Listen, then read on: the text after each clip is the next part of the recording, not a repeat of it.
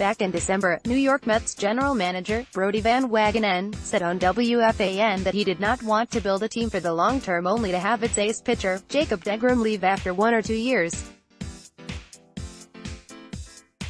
He added that a contract extension would be forthcoming, although he gave no timetable. Then, at the winter meetings, Van Wagenen stressed transparency between management and the players.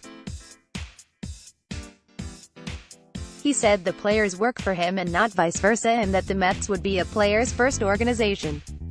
He seems to be a man of his words. Just 1 month later, DeGrom was offered and signed a 1-year, $17 million contract, giving him the largest raise ever for an arbitration-eligible player. After avoiding arbitration, all seemed well in Mets land for a while.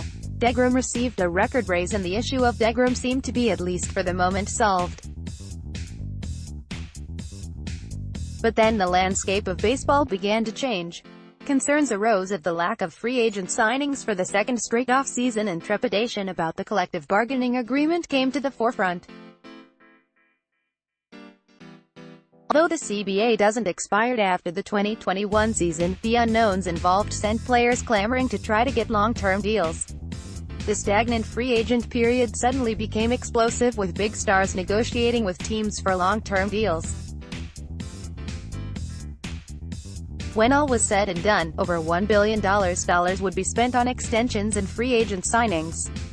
In February, DeGrom and his agent made an unexpected comment to the New York Post regarding a contract extension for himself. The reigning National League Cy Young Award winner has informed team officials he will not negotiate a new deal during the season, an industry source told the Post on Tuesday. DeGrom's camp has set opening day as the deadline to complete any potential long-term deal.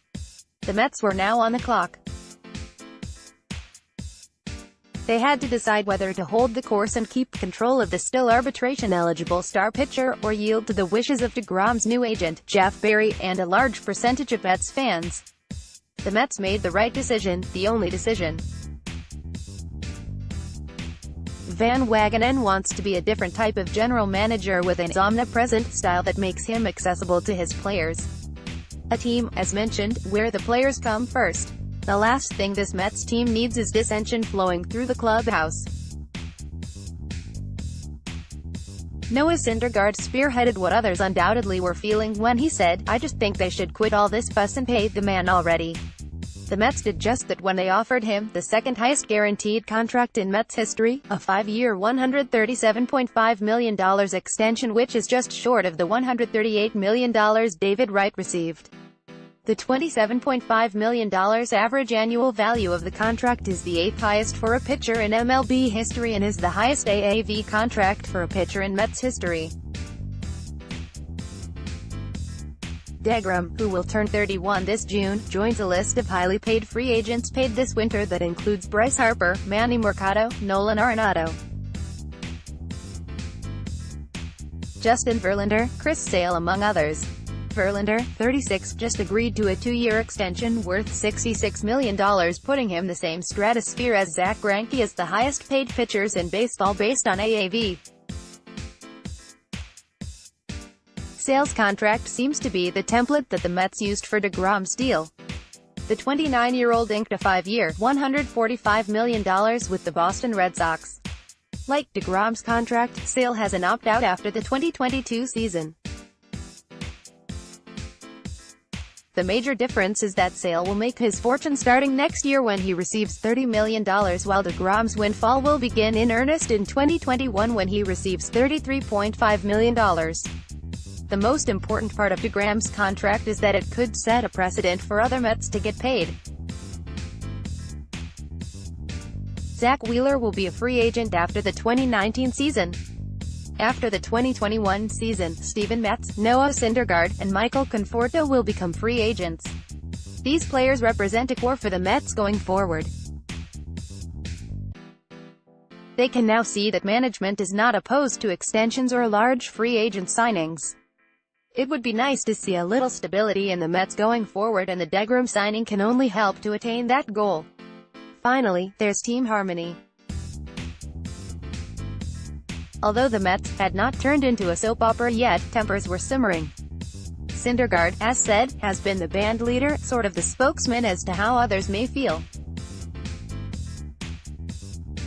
He further commented about his fellow pitcher, "Jake is the best pitcher in baseball right now. I think he deserves whatever amount he's worth and I want to keep him happy, so when it becomes time to reach free agency, he stays on our side and pitches for the Mets, no doubt." Syndergaard, and others, want to be happy when it's time for their free agency as well.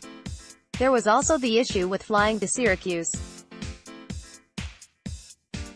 Although, the Mets are there now after a long delay and Syndergaard is running around the field with a Syracuse pennant after first criticizing the trip.